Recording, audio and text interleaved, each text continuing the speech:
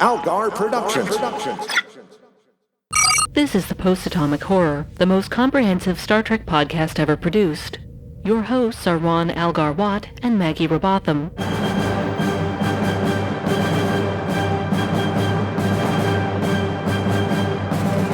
Episode 497, Terror Firma and Kobayashi, with Terry Lohmeyer.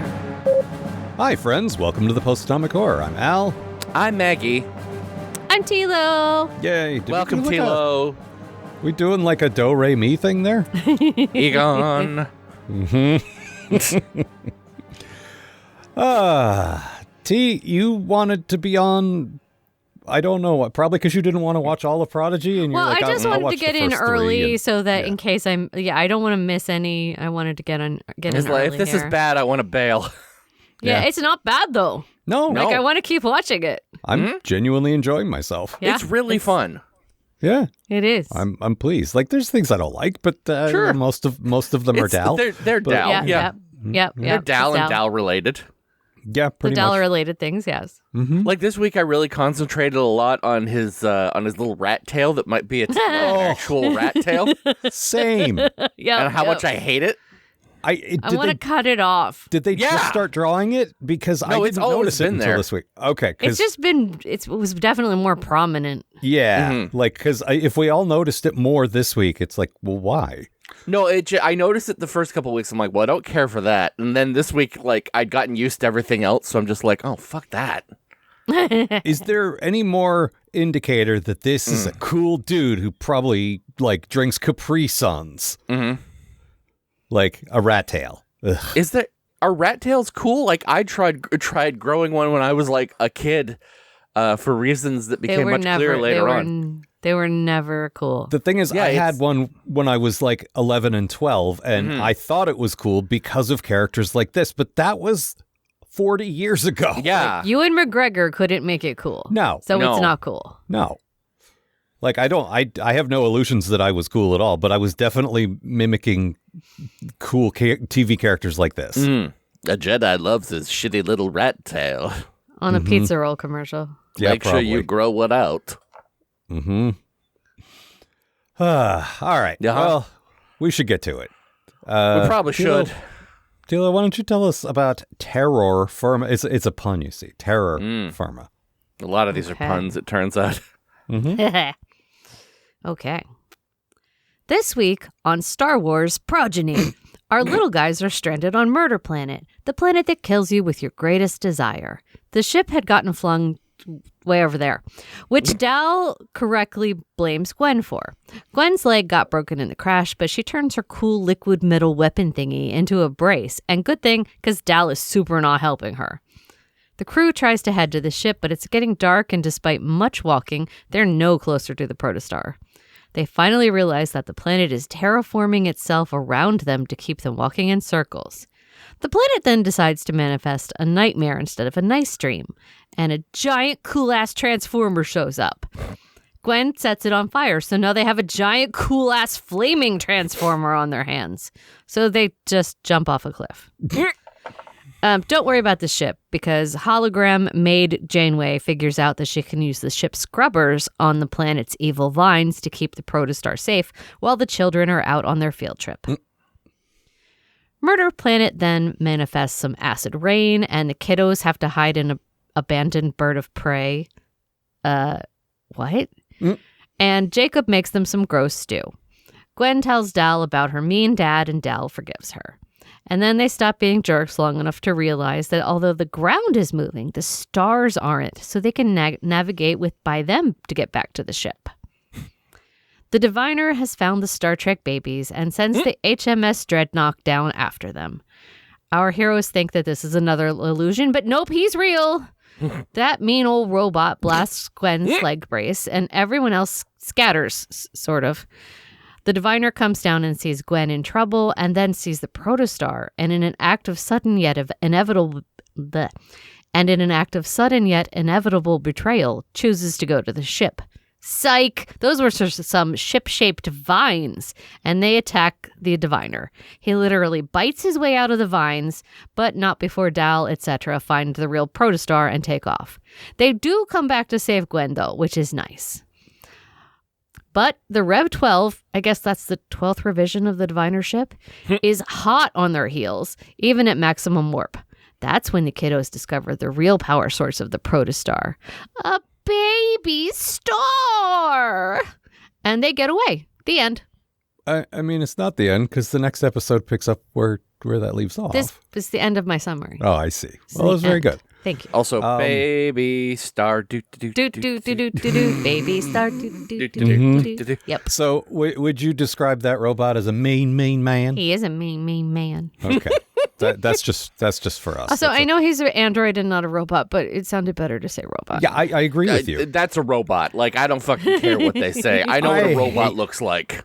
I hate robot pedants. Like, no, that's an android. That's a cyborg. Shut up. They're all robots, okay? It's only an android if it comes from the android region of France. Otherwise, it's Picard's a sparkling droid. I think that's Picard's house. Uh-huh. It's either Picard's house or that farm from that first season of The Simpsons. Oh, yeah, could be. Where they grow tobacco? No, that's like the 10th episode. When the 10th season. Bart goes to live on a vineyard for some reason. Oh, okay. I don't think I remember that one. They put the antifreeze into wine. Ah, right. He didn't even go a little bit blind. So, Tilo, I need to correct you. This is not a Star Wars show. I know you think it is. It looks like a Star Wars show. You can see that there is not a single lightsaber in this. In the first episode, until they find the prodigy, the protostar, until they find the protostar. If you told me that was a Star Wars show, I would go, "Yep, that's a Star Wars show." But that's because the sort of reigning 3D sci-fi show shows right now have been Star Wars. But there's plenty of other things like that, I'm sure. We've talked about this. Yes. I'm just going to say this. I think the idea that the protostar went so fast that it crashed into Star Wars is pretty funny. Yeah, that's fine.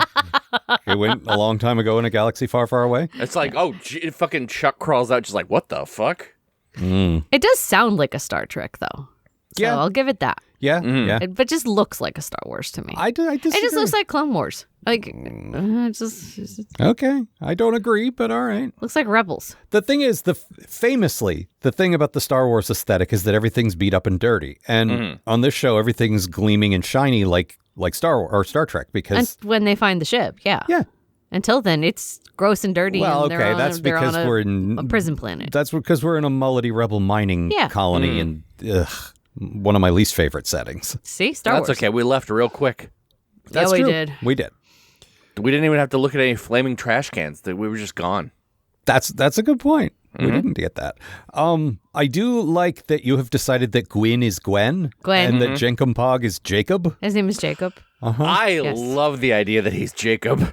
I don't know because Jacob's a nickname. Because Rock Talk wanted to name the planet Larry. I'm hesitating to embrace regular ass Earth names for these guys. I was watching that and I was like, Larry better translate directly to murder language in Rock Talk language because fucking shut up. Yeah. That was an easy punchline for a show that when they do funny dialogue is actually pretty funny. That was kind of a dud. Yeah. Also, we found the Tilo in the show very quickly. Oh, it's Rocktar. Yeah. Yeah. That's just me with rocks on. I mean, once Murph showed up, and yeah. Well, and they are so cuddly. Yep. Yeah, luring you in with your greatest desire, and it's just being buried I have in a friend floofs. like that, actually. Yeah. Yep. If I could just die in a pile of cats, that would be amazing. I don't that care. sounds horrible. Nope. Seems like you're gonna get your wish. I don't. I don't dislike cats, but that sounds horrible. No. It sounds great. I mean, puppies is also acceptable. Yeah. I'm just gonna be covered in piss. No, okay with the puppies for sure. We had to move out of my apartment because it was covered in piss fucking 10 years after our cat died. Look, in fairness, one drop of that could cover that apartment because that apartment was the size of a thimble. Well, and also, like, what wasn't cat piss was black mold, so. Mm-hmm. Oh, that's nice. Yeah, yeah. T, I want to tell you that it was not. Yeah. Oh. Well, you're well out of there now. We visited your new home, and it's lovely and spacious.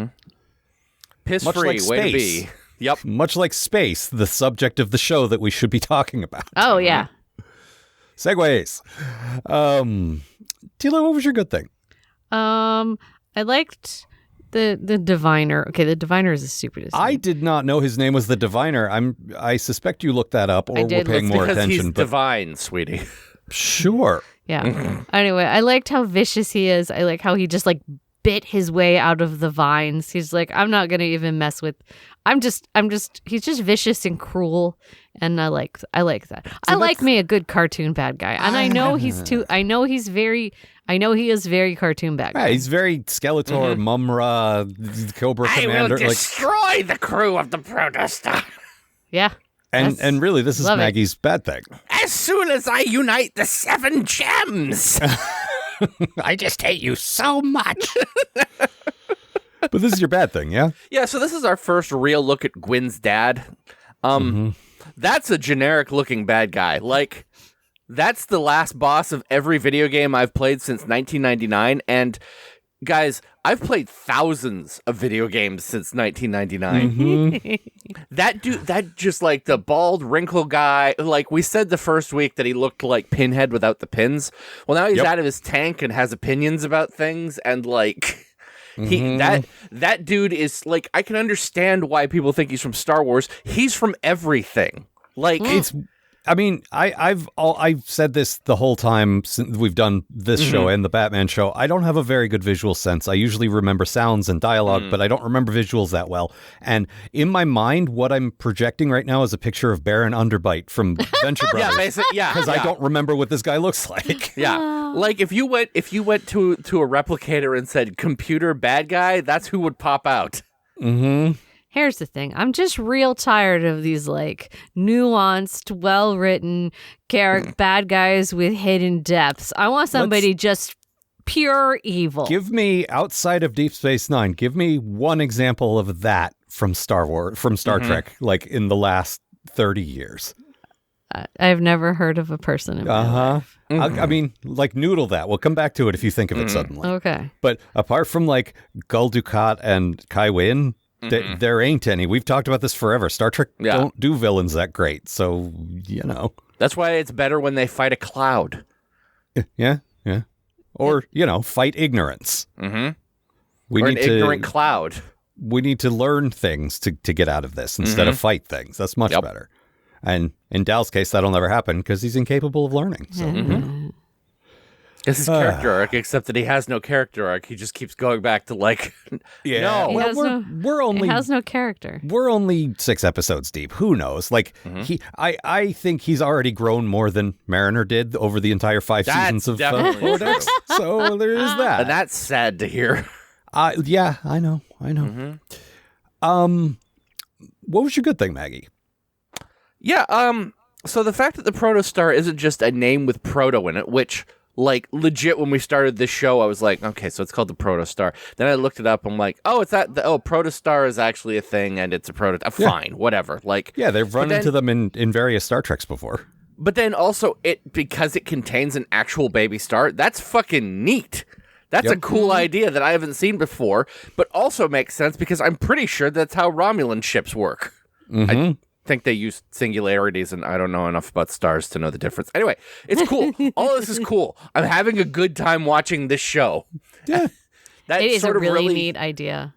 That sort of really occurred to me this week. I'm like, oh, this is like the 5th or 6th episode, and I'm still having fun. This is great. Yeah. Again, it's very simple. Like, there's not a lot going on, and plot-wise, they left the prison planet and crashed and then got out of being crashed. And that's been it so far. But yeah, that's okay. That's the thing. It's a Saturday morning cartoon, but guess what? I fucking like Saturday morning cartoons. I watch a lot of them. Now, I don't know very much about science. What I know a bit about is fictional science. Yes. And at least in that context, a singularity is a dead star. Okay. Like a black hole. Yeah, so the science all makes sense. This is at the other end of its life cycle, but it's still a massive amount of energy is the point, which is the same for both. Like, it's just insane. It reminded me a lot of The Authority, which had, like, their ship was powered by a baby universe, so, like, same thing. Baby universe, do. Yep. My good thing, I probably should have brought this up when we were talking about the what is his fucking name? The predecessor, the Proclaimers, the protector, Evil Dad. There we go. Evil Dad 2, Dad by Dawn. We are the evil dad. Wait, the Walking Dad. I actually fell for the fake out when he thought he was getting on the ship. Me too. Like, I never fall for that ship. My thing, this whole, like, for the last 10 years of this podcast is, I've seen this before. I know it's coming. Get on with it. No, they tricked me. Me too. Yeah, no, that one gets executed really well. I was shocked. I was like, oh, all right. It's because they play up, like, the emotional stakes of Gwen being not chosen over the ship, and so you're on her side, and then you're not really thinking about him, and that's when they hit you with it. It's Also, great. this whole episode, the planet has been showing them scary things instead of nice things. So I think that... But we did have the whole previous episode. They didn't pull this out of their ass. They set this up. They played by their own rules. They did. But they didn't remind you of it. Yeah. There's enough space that you're distracted by character stuff. Yeah. And so the three of us, like, people old enough to have our own kids and who are pretty media savvy, didn't get it. So I feel happy for the kids in the audience. Like, it's not insulting their intelligence. If we all got fooled by it, they probably did too. So that's good. The people who have spent way too much time reading TV tropes still got fooled. Yeah. Like, yes, I did. Same. I've soured on all that. TV tropes. I enjoyed it for a while, but I've soured on all that stuff. Same. I've been reading some criticisms lately that say, like, modern critiquing seems to be, I found all the tropes, therefore I've won this like interaction. And, you know what? There's definitely something to that. Yeah, I really got to thinking about that, and it's like, you're right. Once you break it down to its component parts, it's not fun anymore. Like, it's good to do that, but it's also good to just enjoy it. Take that, you can do both. I watched Q Who the other night just to I've been real into Star Trek lately for a couple of reasons. Oh, well, they did. I think this is still running. There's a humble bundle of like a ton of the great IDW comics, which we've praised before. And those of you who want to check them out, it's super cheap right now. Go check that out. It's like $20 for like a shit ton of really good comics. Yeah, like the last 10 years of IDW comics. Yeah. Anyway, I read a ton of that, and then that went into, I read this it's basically fan fiction, but it's put together really well. Like this oral history of the Battle of Wolf 359 that I'm reading right now, and I'm having a great time. Like, it's just also really good. Yeah. No, I get moments like that too. Like, we've been doing the show apart from the couple of year break we took, nonstop since 2010, and I still get moments where I'm suddenly into Star Trek again. Yeah, that's the thing. Nice. It just occurred to me. I'm like, I haven't watched Wrath of Khan in like 12 years. That wouldn't be my immediate go-to, just because, Sure, it's still one of the greatest Star Trek movies, but. I'm just tired of hearing about it, man. They're doing... fair. They've been talking about this. We've probably addressed it before. They're doing an officially licensed audio drama of like the story of Khan when he was on SETI Alpha 5, and I don't fucking care. Yeah. I don't know. I'll listen to it. If it's bad, I'd like, who fucking, Well, for years, they were talking about a show being in development, and I think this is what they did with that. Rather than turning it into a show or a movie, they just like, that happened to a lot of things. Remember when Section 31 was going to be a TV show? Yep. Well, thank Christ that didn't happen. Yeah, like, seriously, can you imagine? Our eyes were a little bit bigger than our stomachs. Let's scale back a bit, guys. God, can you imagine if we had to watch that every week? Oh my God, I'd walk into the river. Also, the Michelle Yeoh's people were like, "Hey, this is going to cost a whole lot more now." Look, she'll do the movie, but after that, like, she's under contract. But I don't know if you know that she has an Oscar now, so like, fuck you. Yeah. Plus, she has an illustrious, like, 40-year career or whatever that she's finally starting to get respect for. So, good. Yes. Yeah. People like that who struggle in lesser known movies or character work or whatever and suddenly get their break that's my favorite kind. It's like, oh, you're finally like people are giving you the recognition you deserve. That's fantastic. Yes. No, give her everything. She deserves it. Yeah, everything. I agree. My bad thing, I wonder if I could go 5 continuous episodes of any Star Trek without seeing a sword. I bet not. You should check. It's like she's got that sword, and Tilo talked about this in her summary. It was cool. It's got this weird sort of morphy quality, and she used it she turned it into a cast, which was neat. But it's called the heirloom. Okay. That's what it's called. Well, they're going with a lot of those kind of like the progeny, the heirloom, like all that kind of it's stuff. It's dumb. It's dumb, but the thing is cool. Yeah. It's got a dumb name. Well, and I like that it's like a lattice.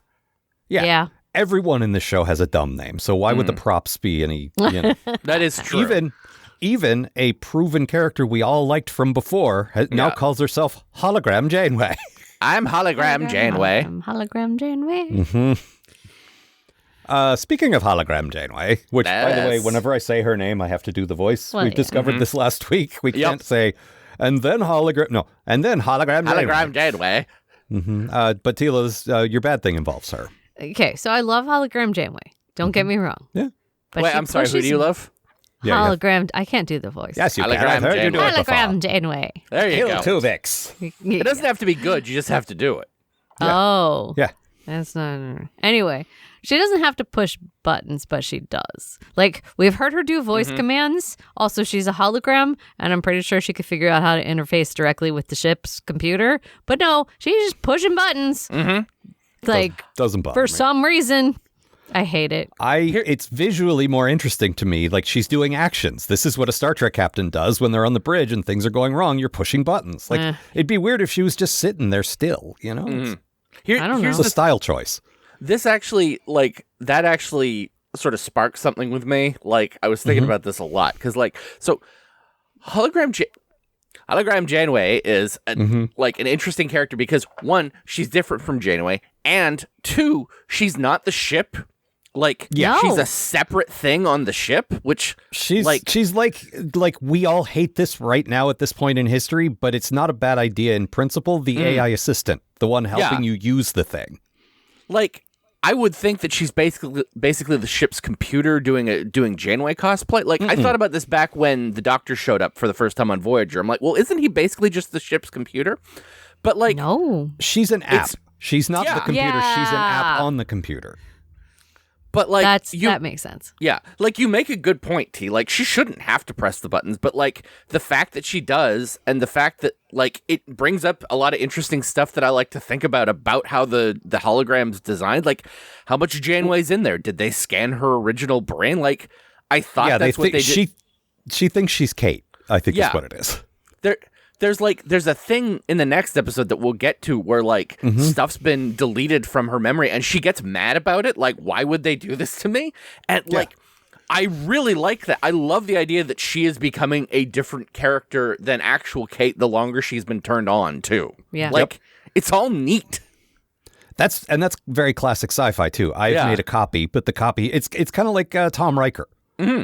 This was exactly me, but at the point of departure we started becoming different people, and now we're completely different people. It's the same kind of thing.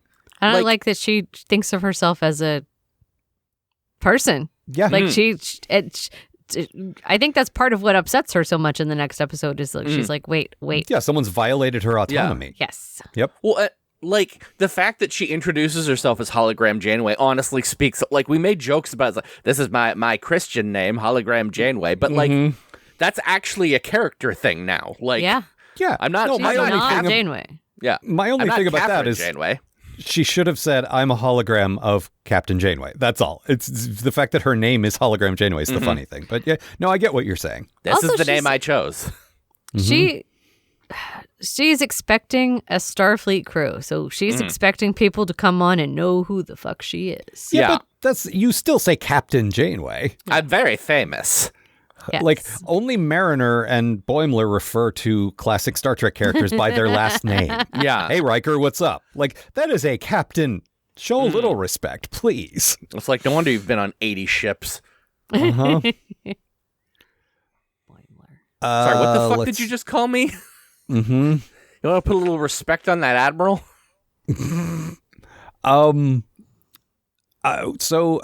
T, you talked about this briefly in your summary, the fact that they flee to like a Klingon ship and they find a mek'leth, one of the Klingon swords. Like, presumably they're going to explain Another this, sword right? for your sword collection, Al. I was trying to gloss over that, but like we're in the Delta Quadrant, where Voyager was kicking around and unable to get home, and like, okay. They've already sort of explained why there's a Tellarite here. There was sleeper ships. He said it a couple of times now. Yeah. But Klingons, where the fuck did the Klingons come from? And hopefully they'll come up with that. But I hope we get into that. Like there was we sent a lot of experimental ships into the Delta Quadrant in an effort to get to the Delta Quadrant first. Yeah, and then Larry ate them. Mm-hmm. Yep. And or maybe the fucking caretaker sent them there. Yeah. Harry, have you met my friend Larry? What is a hoedown? Just banjoing from ship to ship, just like, yeah, you can also go to the Delta Quadrant. How about that? Ugh. I will not put this piece of straw in my mouth. No, I don't. What was that? Dueling banjos. I will win this duel. We have the greatest banjo duelist in all of the Empire on the ship. Yeah, it's that fucking overall Klingon from Lower Decks, the one that sounds like a wrestler. Well, golly, Mr. Worf. No, remember, he sounds like this. I'm gonna get my banjo. I gotta go get my banjo, brother. Mm-hmm. Oh, it's all happening, brother. It's happening one day at a time. Mm-hmm. I'm glad Hulk Hogan's dead, by the way. I don't get to whip out my Randy Savage for people who appreciate it very often. Nope, because I don't. That was very good. Yep. Very good. Isn't that Space Ghost's grandfather? Is what I'm thinking. Yep, that's him. Like Tilo mentioned Bjork the other day. I'm like, oh, you mean Mrs. Space Ghost? Twisting your neck over and over as I recite the alphabet, and when it reaches the letter of my true love's name. Mm-hmm. Okay. Anything else about this episode? No. Hello? The only thing I have, the only other note I have here is that acid rain brings back childhood flashbacks of when we had actual acid rain. Do you remember the episode of Different Strokes where Kimberly washed her hair in something and it turned her hair green? Yes. No? Wasn't that acid rain? I don't remember. Oh. But there was actual acid rain on this planet when when Al and I were children. So it was like, oh, gross. I forgot about that. Yeah, I remember acid rain. I wish I had forgotten about acid rain completely, but no. I mean, the fact that we beat acid rain is one of those things where I'm like, oh, we actually did do it occasionally. We beat acid rain. We beat lead. Ozone. We beat lead in the air from the gasoline and the ozone hole. Yeah. Yeah. Well, it's all coming back now. A bunch of cool stuff. Oh yeah, no, it's way worse, and we don't care anymore. No, can't fix it. It's not. It's fine. Don't worry about it. Yep. All right. I suppose then we should move forward to Kobayashi. Maggie, what do you got? Having escaped from Gwyn's dad and dark evil, the protostar takes a second to figure out what the hell is going on and discovers that Murph has gone missing. So it turns out he's in the holodeck because, yes, we have a holodeck. Holodeck Janeway, really fucked that joke up, shows Dal and Jenkin Pob the ship's built-in training program, and Dal attempts to pass the Kobayashi Maru test. Damn. I was really hoping this episode was going to be about the crew meeting famous competitive eating champion Kobayashi. I demand more episodes of Star Trek be about hot dog eating contests. Meanwhile, Gwyn is sad that her dad choosing a cool spaceship over her. I get it, honestly. I like Gwyn well enough, but I too would have picked the cool spaceship in a second. Spaceships are cool. Teenage daughters are a dime a dozen. Back on the holodeck, Dal has assembled a team of the greatest crew members in all of Star Trek, and also Bever, to help him defeat the Kobayashi. And he fails miserably, over and over and over, for hours. Eventually, in a fit of desperation, he floods the Klingon ship with music and then launches the warp core at it and blows it up with a photon torpedo. God, if only Shax were here, he would have loved all of this. Yeah. Of course, Dal still fails and then receives a pep talk from Spock, proving that even random dialogue from old episodes of 60s Trek is some of the best advice that you can possibly get. Meanwhile, Gwyn and Zero discover that the Protostar was a prototype ship piloted by Chakotay. And also Flesh Janeway was here. This is a big reveal to everyone except me because I was not excited to see Chuck again. Ugh. Meanwhile, Murph eats some grenades and then fails to explode. I would like to mention something. Like we both do this all the time, and the guests as well. It's hard to cover every single plot point, but you did miss a bit because you said teenage daughters are a dime a dozen. Literally, the evil guy grows himself a new teenage daughter in this episode. Yes. And that led me to, like, now I'm just thinking, like, oh, is that his spare body that he's going to put his brain into? Could be. That's my working theory now. I just think we're going to get an evil Gwen to face up against the becoming good Gwen is all. I'd be fine with that. Yeah, but we'll see. Also, I am not sure that is Flesh Janeway at the very end. Oh, yeah, we had this debate at the end of the episode. What are your thoughts on that? The reason I think that is hologram Janeway is because regular Janeway would not let fucking Chuck sit in the captain's chair with her standing behind him. She wouldn't take second banana to him. You're right. That actually makes a lot of sense. My first thought was she shows up. I'm like, oh, and Janeway was also here. Yeah. Well, but no, that makes a lot of sense. Thing. Yeah. What I think is that this was some kind of a test ship that they jointly were involved with, and she probably was still in charge, and he said captain. I think that's rank. I think he's gotten promoted because this happens a little bit after Voyager. So yes. He got promoted, and they're working together, but she's still in charge. Well, we'll find out next week. Maybe, or soon, anyway. The fact that she's taking lead on, putting together, a prototype ship to send back into the Delta Quadrant, it's just no, let's go. I'm in charge. I'm the Delta Quadrant authority now, and we're going to throw some shit into the Delta Quadrant and see what sticks. Yeah, what we want is something that can go there and then come back. Yeah. Yes, the coming back is the Didn't the have key that in my part. day, and I could have used that. I like that the Protostar sends them from the Delta Quadrant to the Gamma Quadrant, which is clear across the galaxy. Yep. They could be in Dominion territory. The Dominion might be defeated by this point. Or Gamma Quadrant's a big fucking place. They might only have a chunk of it, and they're in the part that they're fine. But nevertheless, they have traveled, it's sometimes hard, especially in fiction, to get a clear idea of how big, you think it's a short way down the road to the chemists. We've made this joke every week, but yes, it's they have traveled basically the same distance that Voyager did getting home. Well, and I love just to a different part of the galaxy. I love when they say that, and there's the look on hologram Janeway's face when she's like, well, that would have been a real time saver. Yep, exactly so.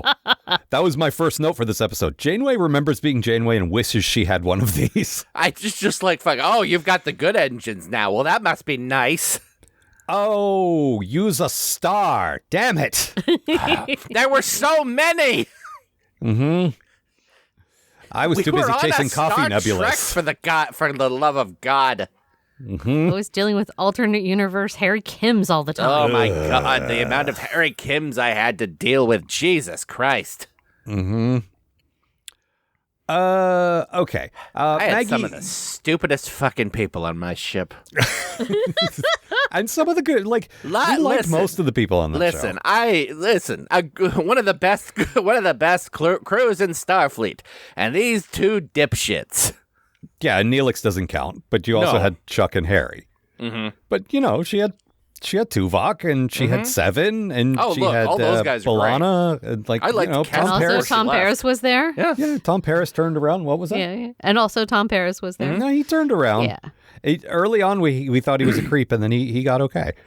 So today's Tom Paris, he gets high on you. And there's your CanCon. Very Canadian. Yep. So Maggie, this carries over from the last episode, but get into your good thing. Yeah. Let me find it. So hologram Janeway being annoyed that she doesn't know about the Protostar is also really interesting to me. Honestly, the fact that she is a separate character from regular Janeway continues to make her so much more interesting than it's look, Janeway's a great character. I love her, but I love that this is taking that character and doing something new with her. We're not hanging out with Admiral Janeway. We've done that a little bit here and there, but yeah. Here's a brand new character. the progression of she's so sure of herself. And again, Kate Mulgrew fucking nailing it every time. Oh, yeah. And obviously I know what this ship, what? I don't know what this, like the total confidence going into, wait a minute, where's that memory? Like, was so good. Sorry, what the fuck's going on? Yeah. Got the kids are just all like, wait, why don't you know about this? You know about everything. Your mom. Yeah, exactly. Yeah. Hello, Mom. It's that moment you have with your parents when you realize, oh, you're a person too. Mm-hmm. You are not infallible. Oh, God. Yeah. Which inevitably leads to, oh, you're a person with stupid opinions. Yep. That is the progression of becoming mature. But I liked so Gwen's the one who has to, because she's been trained to decipher languages and all this stuff. Yes. And Zero does this great thing. It comes up a couple of times. This is sort of her lesson in the episode is like, yeah, computers can translate stuff, but computers can't interpret stuff. Yeah. And that's such a classic Star Trek idea of like, no, yeah, a machine can do it, but a person needs to understand it. Yeah, you've got that nuance that we actually need to figure out what's going on. You know? You hear that, This AI is why bros? AI can't do everything. Yes, exactly. But it was a nice way to make it about the character, but also to have sort of a philosophical point. And like it was very, very Star Trek. Like in an episode featuring the Kobayashi Maru test that featured a ton of classic characters. That was the most Star Trek thing about the episode. Absolutely.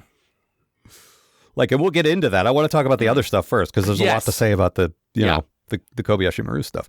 But yeah, I liked that Gwen solved the problem. That makes her more a part of the crew now, and involving Hologram Janeway, so she's like part of the mystery and affected by the mystery. And it's great. Yeah, and also some of the language was her language. Like, there's only 2 people that speak this language in the universe. Yeah, that also was really neat to me. Just the idea of just like, well, no, we're supposed to be the last of our race. Why does Starfleet know about us?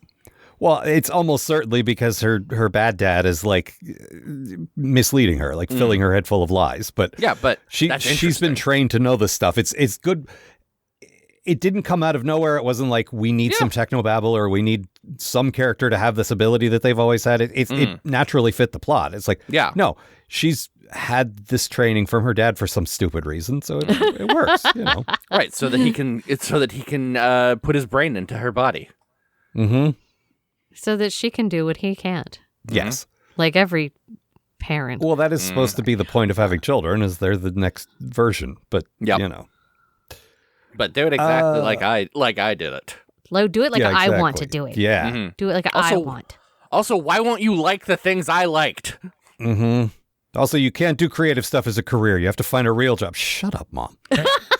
I'm an audiobook narrator now. Shut up. When does that start paying off? Well, turns out early 2024. Yeah. Tilo, what was your good? Your good thing doesn't have to do with the sort of main thing. What do you got? It has nothing to do with anything. No, that's good. I love Murph. He looks like a slime. I'm going to make a slime. Yeah, I'm going to make a slime that looks like him. Tilo has been trying to explain to me that the kids like to make slime, and she hasn't done a great job of making me understand that. You put it in your hand.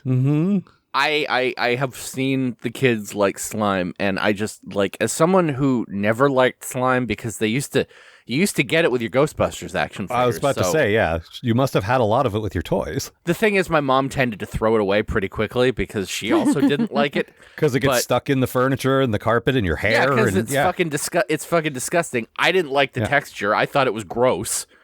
There's different textures now. That is also true. But like this at the time, as I recall, it was just there some was real goopy one shit. Yeah, there was one. It was that. And it was that stuff that you put into your He-Man slime castle that dripped down on He-Man. Yeah, and certain action figures, if they got stuck in it, you could never get it off of them. Yeah, absolutely. Which was always fun. Barbies didn't come with slime.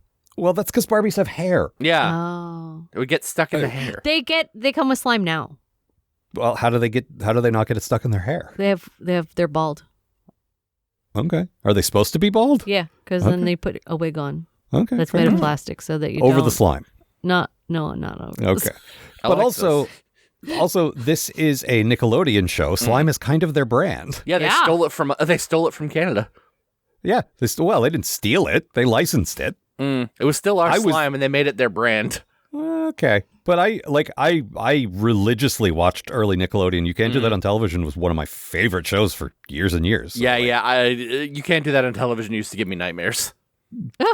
We've talked about this, and that says a lot about both Double of us. Dare. I watched a lot of Double Dare. Double Dare was a little later, though. Yeah. Double Dare never aired where I was around, because I would have watched Double Dare. Mm-hmm. I still think there's a clear straight line from Double Dare to Taskmaster. But God, yes. Mm-hmm. What if we put comedians in Double Dare as basically Taskmaster? It's a good idea. Less slime. Mm-hmm. It's like, what if we took this kid who has no personality, threw him away, and got Jason Mantzoukas to do it? Mm-hmm. And then when they did the kid version, they got kids with personalities. That is also true. Yeah, if you haven't watched Junior Taskmaster yet, you should. Yeah, it's fun. Oh, it is good. Yeah. All right. I think we've talked about the slime, not the Taskmaster? main things. Yeah. Well, yeah, all of that. Do you have any further points about Murph, or just No, I slime? just love him. Okay. Well, you. This is a slight spoiler, but you said you looked him up on Memory Alpha and you were a little disappointed by something. I was, because in the pictures he has arms and legs. Ew. So I think he evolves. Hmm. Also, I think he's an it, and I shouldn't be gendering Murph, but It's know. it's a Pokemon, is what you're saying. I think it might be a Pokemon. It's definitely Okay. a Pokemon. Well, it doesn't say Murph, which is how you know it's a Pokemon. Murph. Yeah, Murph. exactly. Murph. Oh, But that's like, pretty what's good. his face? Moopsy was a Pokemon. Blech. See. There you go. Yep. All right. So See, you got to live with it, whereas I still think it's cute. yeah. No. The thing is, T doing it is adorable. It showing up in Star Trek fucking sucks. Yep. I'm not complaining about her doing it. Although Tilo did pick up cutiny from that one episode of Lower Decks with Tendi having a cutiny, and does that to Amanda, who absolutely hates it. She Yeah, hates the cutiny. That's the only legacy Lower Decks is going to have on this show. Come on, you dropped a good Shax reference in your Yeah, that's true. in your summary. There's some things we liked. No, it's true. There's a few. And I got to say, this is my good thing. Like, going on the holodeck and seeing a bunch of old Star Trek characters did not feel Lower Decksy to me. No. Like it should have. It should have been like, here's your dream team. Here's Spock. Remember Spock? And here's Well, it's because Dal wasn't impressed by that. He didn't know who they were. That's part of it. He wasn't fawning over them and making references and saying, come on, say logical. Like, And the fact that he's like, give me the best guys you've got. And it's like, well, then, yeah, Spock's here. He is Starfleet. yeah, exactly. But why is Bever even here and on the deck? Why? Well, the real life reason is because she was the only actual live actor there. Like, they got Gates McFadden to do her voice. And everyone else was dead or near dead, and they were recycling clips. I was going to say, there's a thing at the end where they're like, with thanks to, and then they listed the 3 dead crew member, or dead cast members. Well, the thing is, about a month after that, it would have been 4. Like, That Nichelle was the Nichols thing, was still technically alive because Uhura was in it, but she died not long after. So it was really everybody but Bever was dead or near dead. So what I guess, I don't know this because Memory Alpha doesn't have a lot about this stuff. No.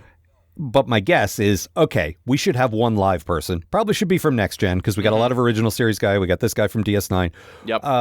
Well, Picard's and everything. Riker and Troy did a bunch of Lower Decks. Geordi popped up here and there. Beverly doesn't get that much. What if we had Beverly? And she'll call be cheap. Gates.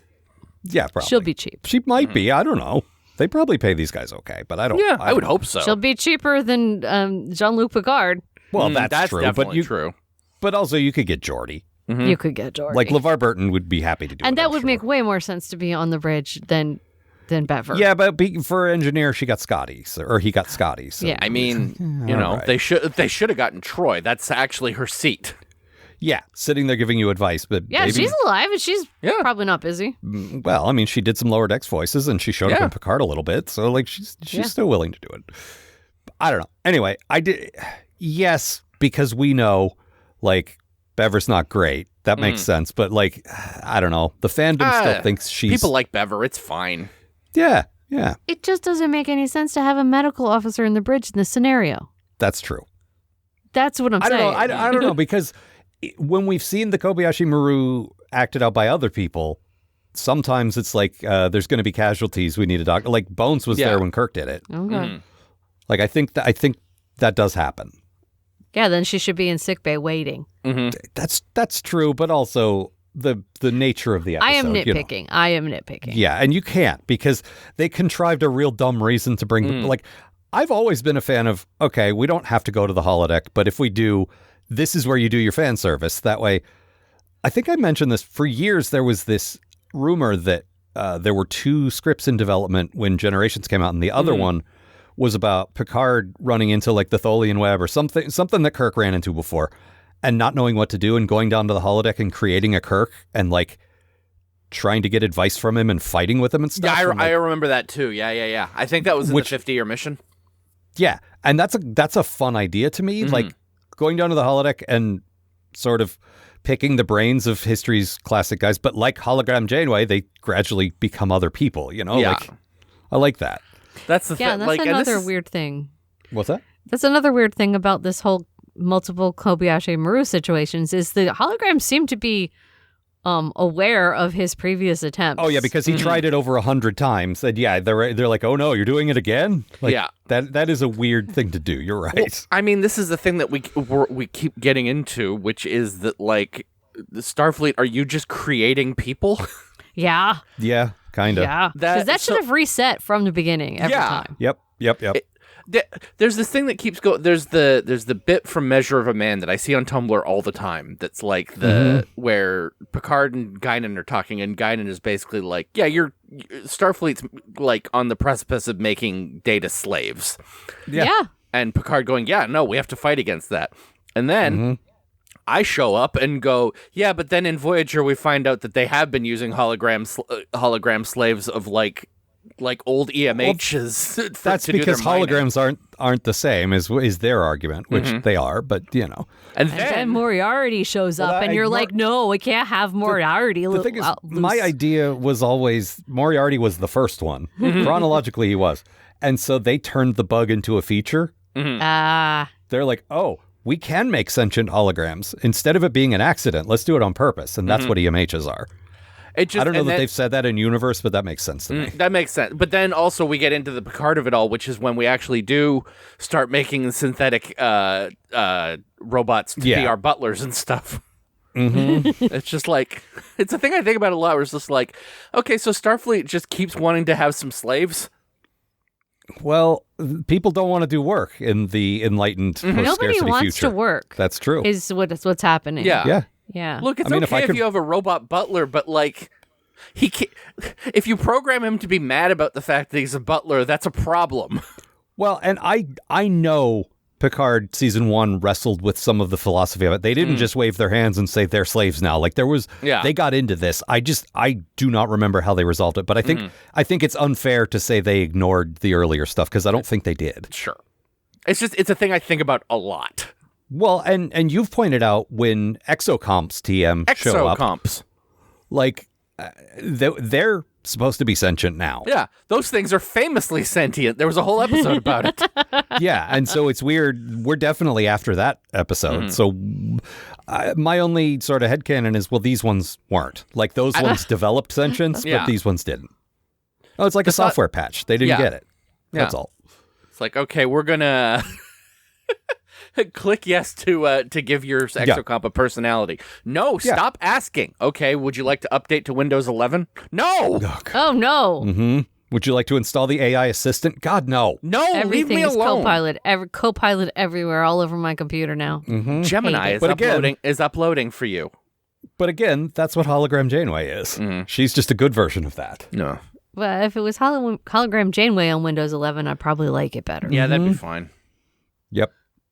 Except so then yeah, it would exist because Kate Mulgrew was dead and they bought her fucking rights. Oh no! Okay, we live in a hellscape. Yeah, that's we true. do. We sure do. I fucking just before this, I was looking at the footage of the Wizard of Oz Sphere video. Oh no! It's like, hey, we took a classic movie, framed it badly, and also made it look ugly. You're welcome.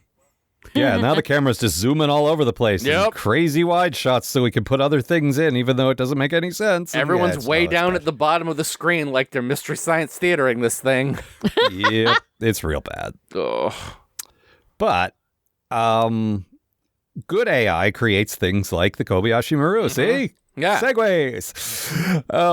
No, I liked seeing all our old friends. This is my good thing. Like, just I love, like, Tilo, you pointed this out, that the animation model of Janeway is great. Yes. Like, it She's looks like great. Kate, but it also is sort of simple and stylized. It's perfect. It's that masterful caricature type thing where it's you capture like the big like the there's no uncanny valley because she's supposed to look cartoonish. Yeah, and it works really well. But it's also her. It's clearly her. Yeah. And we got versions of those characters. Like we got Uhura, and we got Spock, and we got Scotty, and we got Bever, and like we got Odo, but Odo's not that hard to render. Come on. No. They're like, don't put any lines in his face. None. Yeah. No exactly. no lines. Yeah, exactly. Spock looked great. Yeah. Spock looked like really great. Yeah, absolutely. I mean, I thought Uhura did. I thought like Beverly did. Like they all Scotty did. looks good. Yeah. Yep. And let's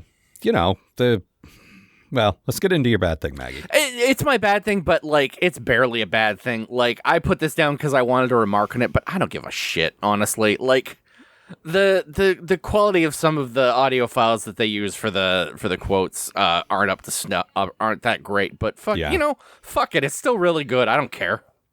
I mean, I do, because I have an ear for that kind of thing, and the thing is, these are professional audio engineers, and I know tricks that could make this a little better. They must have tricks to make it much better. Like, it seemed to me that the audio that came from the show sounded particularly bad, and I think it's because they couldn't take the sound effects out. That makes sense.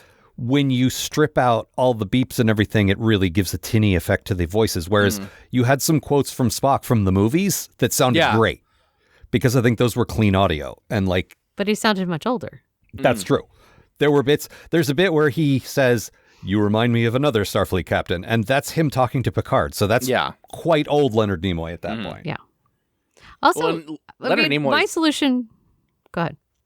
Leonard Nimoy's voice famously just grew rocks as it got older, and it was pretty rocky to start. He looked craggly, but he also sounded very craggly. Yeah. You're right. Fucking Rockbiter from the Neverending Story. Just My solution would have been make everybody sound like they're on the 60s show. Just like that's part of the hologram program. I will say the writing to make those pieces of pre-recorded dialogue fit was pretty good. A couple of times it was a little contrived, but for the most part, that's a hard trick. I've tried that before in like comedy sketches and stuff. No, and I was thinking of you when I watched it.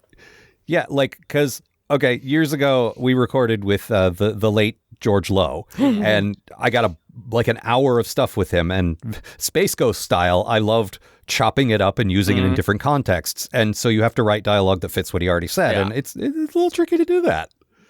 You were good at it, though. Well, thank you. I think I did an okay job, and these guys are professionals, and they did a great job. Well, we've talked, like, you worked so hard to try and get, like, his voice together enough to, like, say my actual name.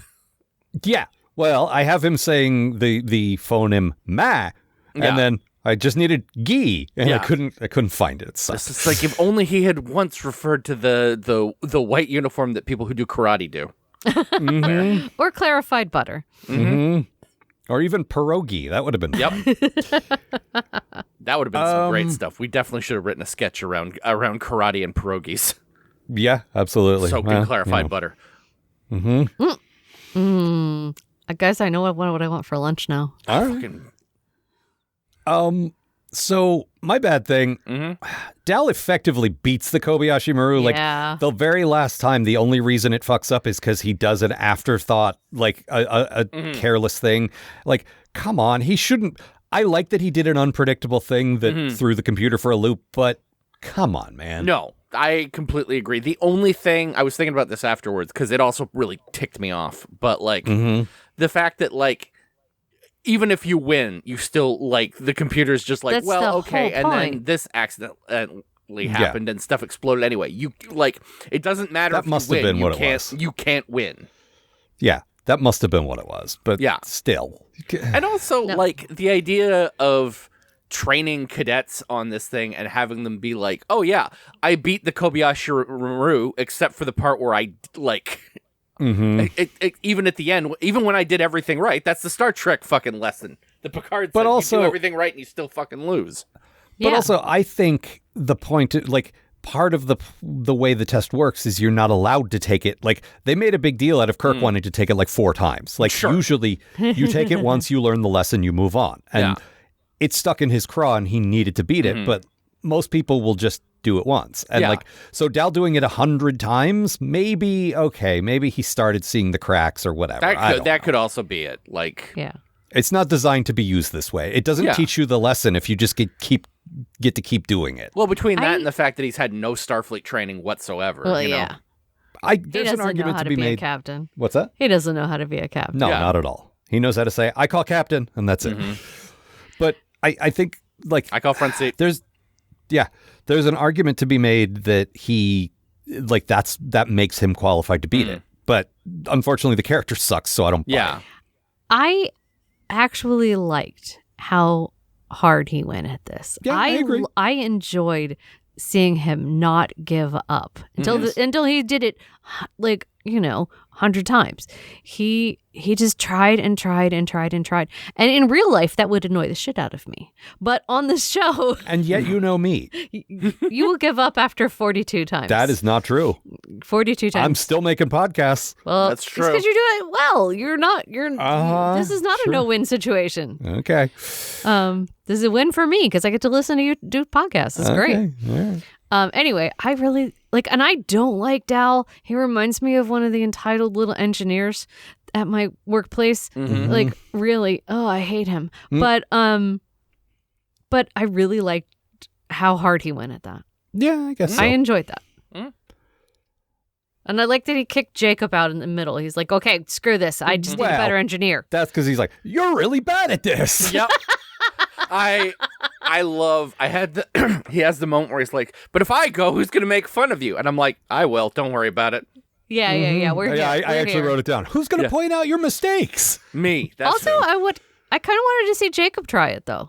He doesn't care. Yeah. I know he doesn't care, but let's see what he does. No, this is a captain test. It's not really it's a leadership test. It's not he's happy being an engineer, I think. Jacob Pog is not That's a fun video game is what that is. Okay, fair enough. That's a fun video game. I guess. In this situation. They don't know the history. They don't know how That's true. Oh, Kirk beat the Kobayashi Maru. I liked that they were introduced to the holodeck, and we got here we go, the fucking sense of wonder. But they're like, or you could do this program or this program, and they did a fucking Jane Eyre thing. Janeway's like, I favored this kind of thing. That was funny. This is my favorite. I like romances. And the dude is like, oh, Mr. Darcy or whatever. I know that's fucking Jane Austen. But he said he did say cotillion, which is my favorite. You had your chance at the cotillion, you. But I had, that's what he sounded like. Yep, exactly like that. But I have these episodes on my Plex, and it picks a static shot, like a preview image, and it was that guy. Yeah. So you're scrolling through the episodes, and you're like, oh, this is the episode with that beloved character what who the fuck appears am I for getting 1 myself second. into? I will say this: they go past. One of the things they do is go past Dracula's castle, and she's like, you could go sailing on Andoria. You could defeat Count Dracula. I was like, wait a minute. When Ryan North did his Lower Decks comics, he said, I'm the first person to bring Dracula into Star Trek. I mean, it might be before. It could be. But also, maybe not. Yeah. But I'm going to say this. You can't just promise me. You can't mention Dracula and not have Dracula show up. I know. Well, hey, Maggie, turns out you can. I guess so. Yeah. I want my I'll write you a fanfic. I want my Prodigy Halloween episode where they battle Dracula. The hilarious House of Jenkin Pog. Jenkin Pog is taking you to Castlevania. We have to meet Alucard. Let's go whip some candles. Yep. Oh, God. It's one of my favorite things to do. I love whipping candles. Also, Tilo and I both rolled our eyes hard at the thunderstruck sound-alike when Dal actually beats the thing. Well, guess what? That's 3 of us then. Yeah, okay. What else? Although I don't know music that great, so I definitely had a moment like, is this the Beastie Boys? It wasn't. You bite your tongue clean off. I fucking, I don't know. I know, 2 songs by them. You got ear blindness as well as face blindness? I know songs. I don't know bands. That's fine. Does it sound albums. good? Does it sound good? Then it's the Beastie Boys. If not, it's any other band. That may be an overstatement. Nope. I think I have one Beastie Boys song on my fucking giant playlist. And it's probably Girls, isn't it? No, actually, I used to have Girls and I deleted it because I found it really... they do really too. annoying. They do too. Yeah. All right. We probably should start wrapping this up. Yeah. Is there any other My things bad you guys... thing. Yes. Oh, what do you got? Right. This is part of the Kobayashi Maru thing. And again, this is a bit of a nitpick, but in the animation where Spock is Vulcan neck pinching people, he's not pinching. He's just lightly placing his hand on their shoulder. Yep. See, they can't see you doing that to me right now. Yeah. Well, now I've gone unconscious. I don't know. I don't know. It's just shorthand to me. It doesn't. I know. Although, Maggie, you had a good point to this. Oh, yeah. He's doing it on, Klingons with massive Klingon shoulder pads, too. Yeah, it's like the classic Klingon armor, like the stuff Kruge was wearing. Like Yeah. Mm-hmm. Was that my theory back when we were watching TNG that the reasons that the Romulans had such huge shoulder pads was so that Vulcans couldn't neck pinch them? Could be. I They mean, came that from makes those sense. people. They're not going to fall for that. Yeah. Makes sense. All right. Anything else? I think that's it. Taylor? Oh, the game. The first video game that Dal was playing. Before they get the holodeck. Yeah. It's that game. From the episode The Game, where Wesley that's a brings good the stupid reference. video game, the cup and ball. Yeah, it was, because they didn't say, I found this in a file marked Wesley_crusher.exe. Yep. Okay. All right. I liked also Dal said if we were picking if it was my episode to pick a quote, Dal says the only way out is chaos. That's not bad. I'd like it better coming from a good character as well. Well, yes, absolutely. It's not a bad point. Sometimes a bad person can still make a good point. Yeah.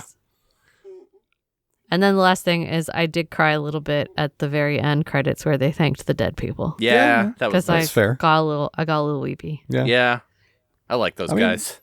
Like, Star Trek's been around a long time. A lot of those people are gone now. It sucks. Yeah. But they did a nice little tribute to them. I'm shocked we still have original series guys around.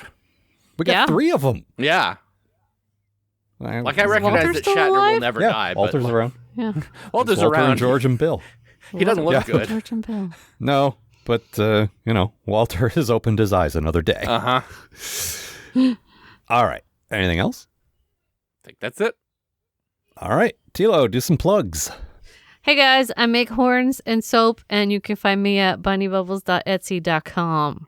Tilo is just coming off a recent massively successful public event. Yeah, I did Pride Tacoma. I had a booth Tacoma there. decides that Pride is in July, which Yes. whatever.